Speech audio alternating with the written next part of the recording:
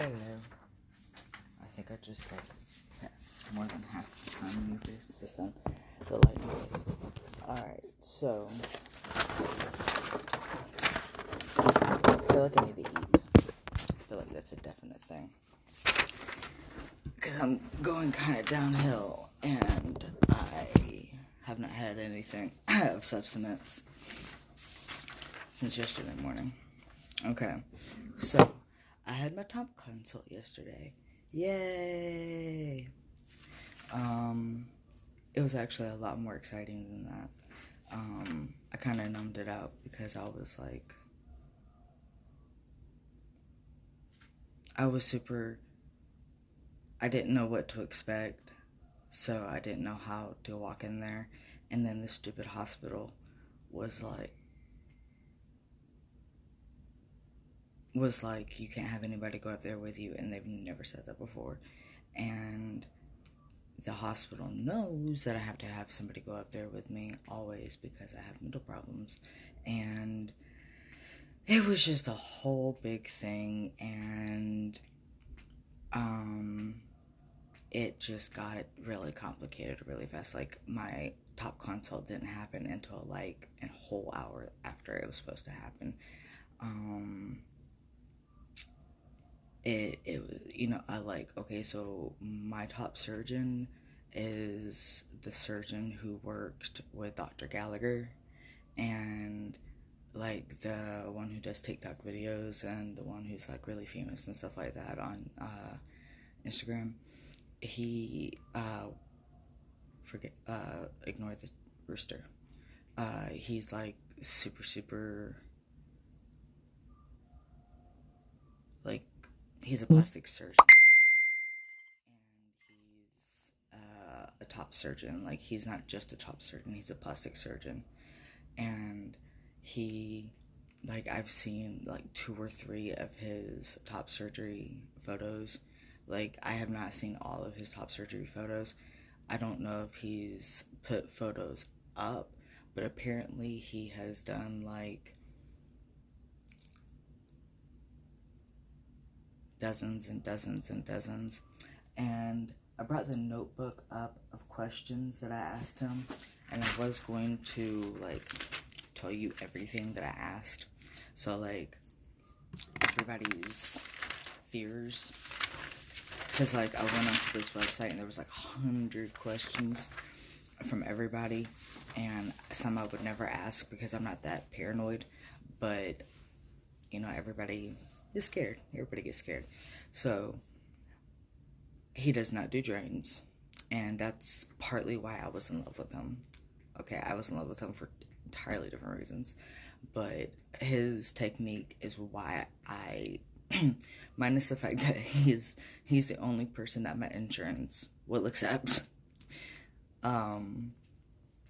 He's actually the person that I wanted to go to, like 100%, because he doesn't do drains. He was trained with Gallagher. Like, him and Gallagher worked side by side for like 5 years. I think they told me yesterday. Like, their techniques are like identical minus twerks here and there, like right here and there. Like, seriously, like the nurses like both told me they're like, their processes are like right here. They're like identical right here, except for Gallagher's is right here, and Ivan's is right here. Like, barely notice a difference, and I'm like, okay, that I can live with that. I can live with that. So, I kind of felt like I was in a celebrity, a place because Gallagher used to work there. Like, I went there like 2 years after she was there. It was dope, and they spoke nothing but good things about Dr. Gallagher. Like, it was great. Okay, so I was trying to go for periolar because I didn't want scars, because I was paranoid about how my body would react to scars, but I just don't have the motivation to get down to that size, and so I'm going to just stick and accept my life as a double incision person. And like, I walked in there saying I was hoping for periolar, but I'm just gonna be stuck with double incision. And I mean, most of this I've already seen on a lot of people's YouTubes, like 90% of this, but there are things that he does differently that I have not seen in a lot of people's videos. Like, a lot of things that he does differently, and it's gonna be different. Like, because, like, during the entire top consult, I was like, this is gonna be a different process than what I've witnessed. Like, I'm gonna see what happens at the 6-month mark, because from what I've seen in other videos at the 6-month mark and what he says I'm gonna be at my 6-month mark, it's gonna be a different journey. Because he's telling me that I can reach beyond 3 months. Like, I don't have to have T-Rex arms. As long as I do not, like, stand on my tippy toes and reach, like, all the way up here. Like, I can still reach. I can still go, like, do like this and stuff like that. Like, seriously. And I'm like, oh. Yeah, I can apparently shower the next day. All kinds of stuff. No over-the-head movements for 2 weeks post-op. Then no range of motions restrictions. Follow-up 1 week post-op for Miniplex dressing removal. They're going to redesign my nipples. They talked shop for so long. They asked me some questions that I didn't quite understand, and I answered them in a way I didn't understand. I probably should have understood them, but to be honest with you, I just want these gone. I don't care how it looks. They asked me if I wanted it to look like a masculine chest, and I told them yes. So at least that I understood. But the other questions that they asked me, I didn't quite understand. So I just told them just to take them off, that I'd be happy with whatever happens. And I think that they understood that I didn't really care. So they started asking me more detailed questions, like, how would you like it to look? Would you like it to poke out more? Would you like... So they started leading me up to the questions, and I was like, sure, yeah, I don't care. Yeah, that's fine. That's okay. Yeah, sure, okay. And so finally we got, like, a broad range, and we kind of went to this double incision buttonhole option. I don't understand what he said, but he had done it on a patient recently, and they had, like, really happy results with what they got. And I went on to the Instagram and saw I went on to Instagram and I saw it, and minus the fact that there was a lot of healing and a lot of extra fat that needed to be like it looked pretty good. I'm not gonna lie. Like, I'm not as chunky in the body as this person is, but I'm definitely going to be. I told myself all day today, start working on your chest, because I'm going to be working on my chest and my thighs and on my core, and I'm going to be making sure, like, that is as tight as I can, because I have possibly July or before. I know. All the I knows. So they're going to give me a surgical vest, compression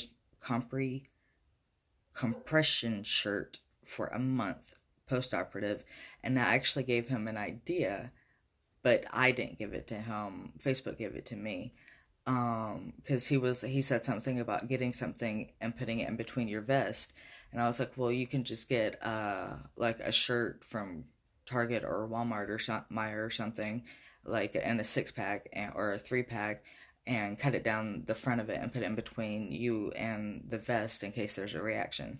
And he was like, that is a really good idea. I'm gonna steal that. I was like, okay. Well, he didn't say I'm gonna steal that, but I read his thoughts. You can shower the next day. But he did say, and I wrote it down, like, wrote it down, make sure your back is to the water.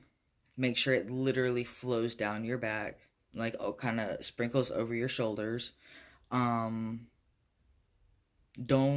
let it saturate your wounds. Like, let it clean you, but, like,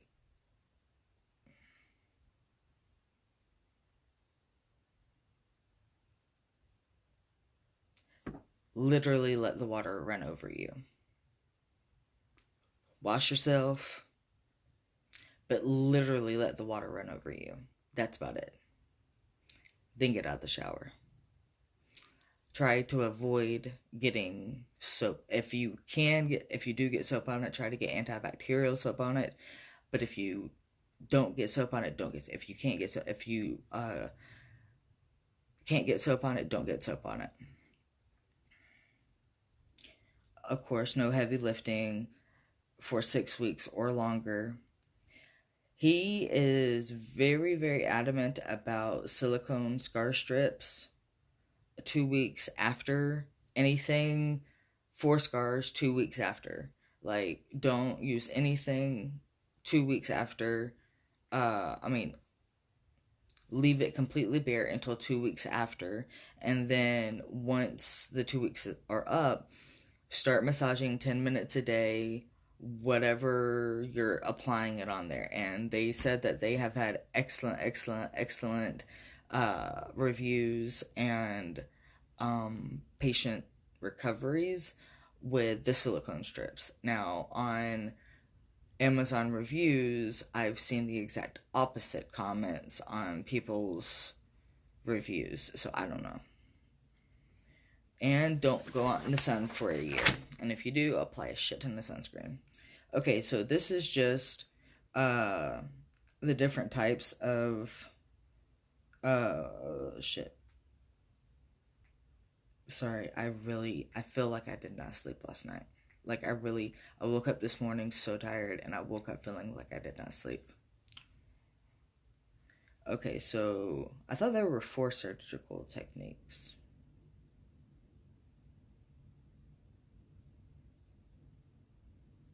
I may be crazy. Alright, so, like I said, I wanted periolar, but that's usually the keyhole technique. Never mind. So maybe that's why I'm thinking there are 4, because I'm combining 2. Alright, so pretty much I'm going for double incision butthole. Yeah, he told me that he might preserve my nipple sensation. Long visible scar. I can take care of that.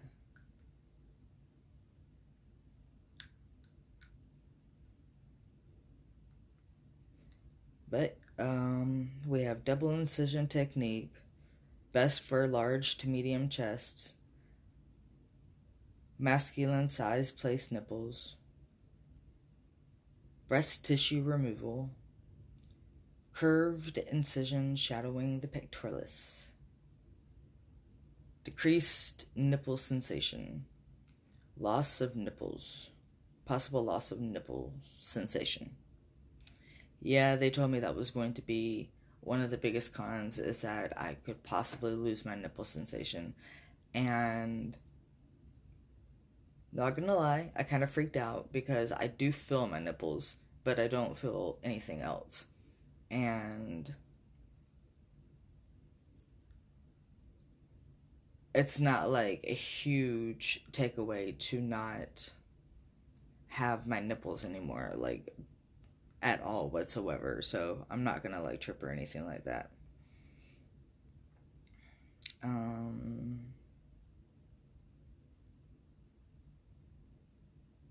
put one thing together.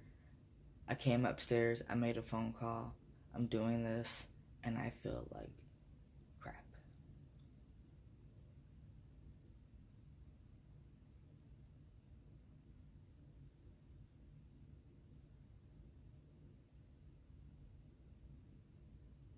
Maybe I need to eat a salad. Maybe I need to eat something that's alive.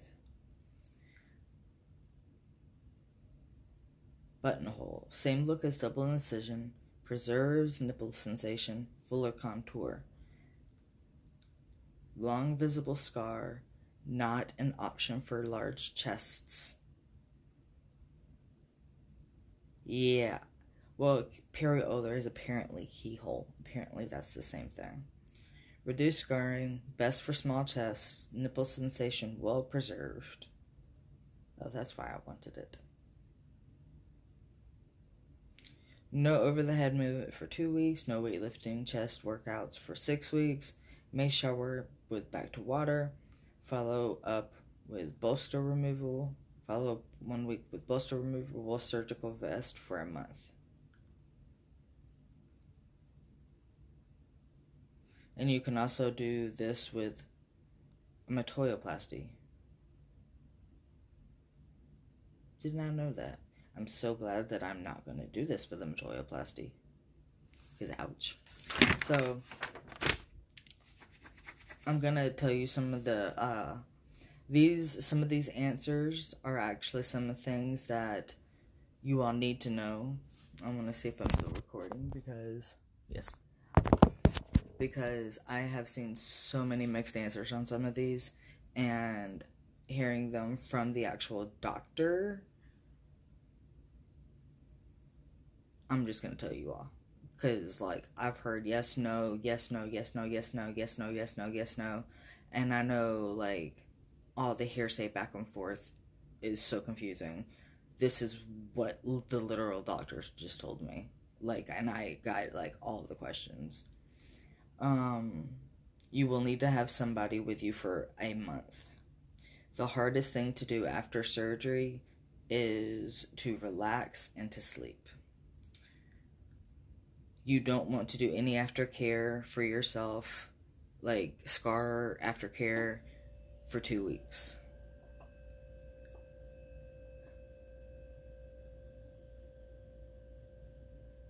They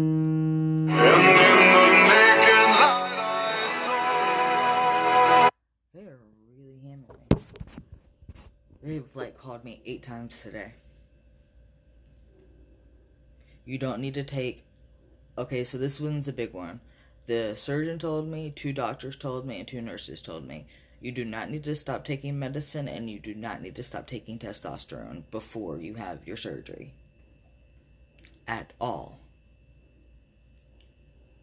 They will be providing detailed written pre-op and post-op instructions. Oh. And on the back, there's even more. It tells you, like, what each option covers. And this is Eskenazi. I don't know what other hospitals do. So this is what Eskenazi provides. I don't know what other hospitals provides. Will you be, is there a pre-op appointment prior to surgery days? So my consult, which was on the 15th, which was yesterday, is the only one I will have before actual surgery day. What is the chance of me developing a hematoma or a seroma, which is basically a blood clot? And it turns out it is super low. It is lower than, it is not 0%, but it is lower than 1%. What is the risk of losing a nipple graft? There is a risk of losing a nipple graft, but it's low. I am at risk for all kinds of complications, but as a surgery in general, so is surgery. Surgeries are risky in general. The surgery. What symptoms should I be on the lookout for?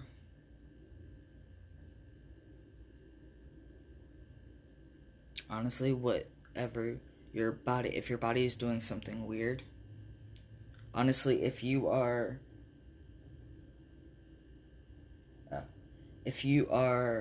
paying attention to your body and your body is doing something that you're not used to, you might want to talk to your doctor. This is one of the easiest surgeries. Literally, that's why, like, I'm not worried about it. I've seen so many YouTube videos of people, guys and people before their surgery, like, after their surgery and, after their hysterectomy, saying that their top surgery was worse than their hysterectomy, or their hysterectomy was worse than their top surgery. Listen, I've been through, like, a shit ton of pain. I've been through, like, physical pain beyond belief, and I have had PMDD most of all my life, and like to the point where like it felt like I had knives going in my lower body like most of all my life. So I had to be on pain medication because of all of my monthly cycles and stuff like that. So like I get like everybody feels pain differently, but I really don't feel like I'm gonna feel these surgeries. I feel like I'm gonna be sore, but like I've been, and I'm not minimizing anybody else's pain, because like my best friend and I were talking about this. She just had a hysterectomy, and she was like, to be honest with you, I felt pain the first morning, and then I peed. They gave me a pain pill, and then pretty much after that, I've been taking like 200 milligrams of ibuprofen, and that's about it. Like interchanging it with Tylenol, and I really haven't felt it. Apparently, I'm a rock star patient, and I'm like, because literally I can stub something, I can hit something, I can bruise something, and I don't feel pain. Like I come up with bruises all the time, and I don't feel pain. I have the highest pain tolerance, and I'm just not worried about the surgery. No, what I'm worried about is what happens after anesthesia, because my family is not too, my genetics aren't that great. If a complication begins, what is protocol for managing it? Get in contact with your doctor. Stay calm. Do any of my medical conditions increase complication risks? Yes, I have heart problems. Can I see a portfolio of pictures? He's got an Instagram. What are the top products I will need to buy? Silicone strips. I heard that 3 times. When will my post-op appointment be? To be discussed. What meds will I be prescribed? Rotating lower pain medications. She pretty much told me like Tylenol and stuff like that, which I already have. Well, I need to wear a binder after surgery. And for how long? Yes, 2 to 4 weeks. How long until I can go on to daily living, doing daily living things? About a month. I didn't ask her about amnesia because that will be the day before surgery. And since my family has had problems with coming out of amnesia, we want to get me blood work and taken care of so that like we know what's going to like work with my stuff. Who will be in the operating room? Hadad, residents, nurses staff. I will be going home that day unless something happens with my hysterectomy. He will follow up. How much long-term follow-up do you do with your patients in terms of patient satisfaction? 6 months to a year. How much nipple sensation should I expect? It is completely up to the patient. So pretty much, as soon as you can, start massaging your nipples and start massaging your boobies. Like, start getting the sensation back up. They offer, apparently, all types of the surgeries. And I don't believe that there's a procedure that they prefer. They instantly decided double incision, but then tried to go for a buttonhole.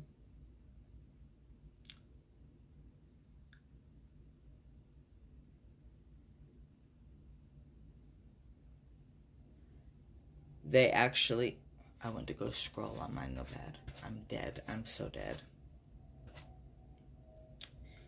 What techniques do you use to reduce the chances of dog ears? Legitimately, without me asking that question, they answered it, because he is a plastic surgeon, and he takes a device and he literally sucks out the fat, the extracellulite, or the extra fat around this area and around this area. So literally, it contours into a masculine chest. How long have you been working with trans patients, and why? Apparently, he's been working with trans patients for, I think, 8 years, and because I forgot, I was wrapped up in the answer. I wasn't wrapped up in writing it down. He's fascinated. He wants to help out the community. He's wrapped up in it. He wants to do his part. All good answers? I don't remember. How many top surgeries have you performed? Apparently, he provides, like, at Eskenazi, he does like 3 to 4 a week, and then he bounces over to the university and does like 3 or 4 a month there, and then he goes over to St. Clair's and does a couple of months there. So he does at least like 5, 10, 15, maybe 20 a month. Maybe. Don't know. And will you be doing the surgery yourself, or will less experienced surgical residents take part? And everybody will be in there. Literally everybody will be in there, and it will be everybody's part to make me look sexy. So I am, even if I don't sleep, I'm gonna lay down, drink some water and lay down. I feel kind of rough, and I don't know what's going on. I don't know, but I feel really rough, and I just need to lay down. So that's my top surgery consult. Dr. Hadad was very awesome. He was very sweet. I felt like I was meeting a celebrity in a way. He was very jokey. He made it very easy to talk with him. He made it very easy to just be one-on-one with him. I mean, we weren't one-on-one. There was a nurse in there. But he made it very easy to just be...